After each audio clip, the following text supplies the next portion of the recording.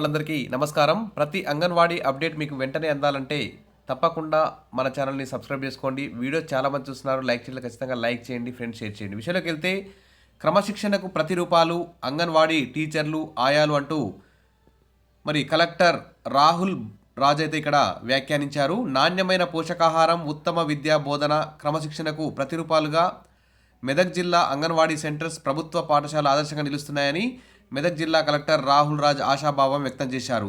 ఈ విధంగా ప్రతి అంగన్వాడీ టీచర్, ఆయా వివిధ ప్రభుత్వ టీచర్లు అందరూ కూడా చాలా కష్టపడి తమ ఆత్మసాక్షికి అయితే పనిచేస్తున్నారు. సరే, ఎన్నో కష్టాలున్నా నష్టాలున్నా కానీ ఓర్చుకొని అంగన్వాడీ టీచర్లు ఆయాలైతే అంగన్వాడీ కేంద్రాలలో అయితే సక్రమంగా నడిపిస్తూ వివిధ ప్రభుత్వ పథకాల అమలుకైతే తమ వంతు సాయం అయితే చేస్తూ వస్తున్నారు. అందుకోసమే మెదక్ జిల్లా కలెక్టర్ గారు అయితే అంగన్వాడీ టీచర్లు ఆయాలైతే మెచ్చుకున్నారు. ఇది ఒక గుడ్ న్యూస్. ఇంకా చూస్తే బుధవారం క్షేత్రస్థాయి పర్యటనలో భాగంగా పాపన్నమేట మండలం ఎనికేపల్లి గ్రామంలో విస్తృతంగా పర్యటించి అంగన్వాడీ సెంటర్ పరిశీలించిన అనంతరం గ్రామ పరిసరాలను పరిశీలించారు కలెక్టర్ గారు. అయితే ఈ సందర్భంగా అంగన్వాడీలో ఉత్తమ విద్యాబోధన అందుతుందని, అంగన్వాడీ పిల్లల సామర్థ్యాలు స్వయంగా పరిశీలిస్తారని, ఉత్తమ విద్యాబోధన అందించిన అంగన్వాడీ టీచర్ను ఆయాను సన్మానించి కలెక్టర్ గారు అయితే అభినందించారు. అంగన్వాడీలో చదువుకునే పిల్లలకు అత్యుత్తమ బోధనతో పాటు పౌష్టికాలను అందిస్తూ ప్రభుత్వ పాఠశాలలు విద్యా ప్రమాణాలు మేరకు కృషి చేయాలని ఉపాధ్యాయులను కూడా ఆదేశించడం జరిగింది.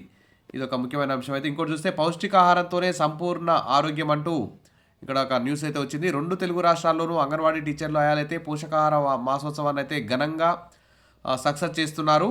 కాబట్టి ఖచ్చితంగా, ఎందుకంటే పోషకాహార మాసోత్సవానికి సంబంధించినటువంటి బిల్స్ కూడా పెంచాలి, ఇంకా అనేక సౌకర్యాలు కల్పించి నిధులు విడుదల చేస్తే ఇంకా అంగన్వాడీ టీచర్లు అయ్యాలి చాలా సక్రమంగా ఈ పథకాన్ని అయితే విజయవంతం చేసే అవకాశం ఉంది. ఇక్కడ చూస్తే ఇందల్వాయి నుంచి ఈ న్యూస్.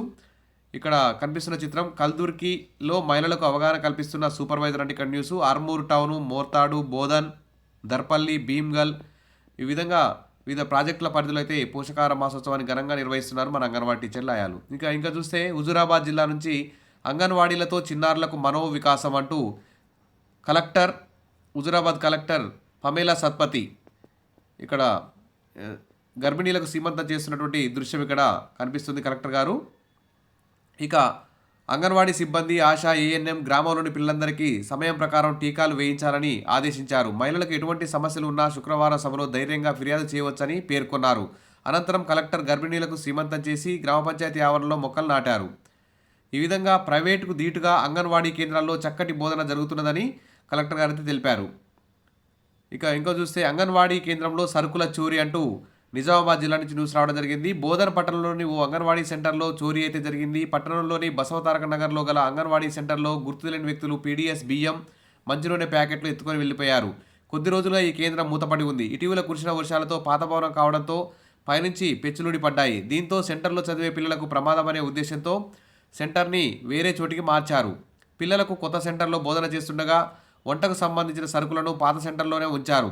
శుక్రవారం కోడిగుడ్ల స్టాక్ రావడంతో అంగన్వాడీ సెంటర్లో డంప్ చేయించడానికి నిర్వాహకురాలు సెంటర్కు తాళం తీయడంతో చోరీ జరిగిన విషయం బయటపడింది. 6 సంచుల బియ్యం, 16 మంచినూనె ప్యాకెట్లు కనిపించడం లేదని నిర్వాహకులైతే తెలిపారు. దీంతో పోలీసులకు ఫిర్యాదు చేయడంతో ఘటనా స్థలానికి చేరుకొని పరిశీలించారు. కేసు నమోదు చేసుకుని దర్యాప్తు జరుపుతున్నట్టు సమాచారం. ఈ విధంగా భారతదేశ వ్యాప్తంగా అనేక అంగన్వాడీ కేంద్రాలు అయితే సరుకులని దొంగిలించడం అయితే పరిపాటిగా మారింది. దీనికి ప్రభుత్వం మరి వెంటనే చర్యలు తీసుకోవాలి. ఇవ్వండి ఈరోజు కొన్ని ముఖ్యమైనటువంటి అంగన్వాడీ అప్డేట్స్. మరిన్ని అప్డేట్స్ కోసం మన ఛానల్ని ఫాలో అవుతుండండి, సబ్స్క్రైబ్ చేసుకోండి, లైక్ చేయండి. Thank you.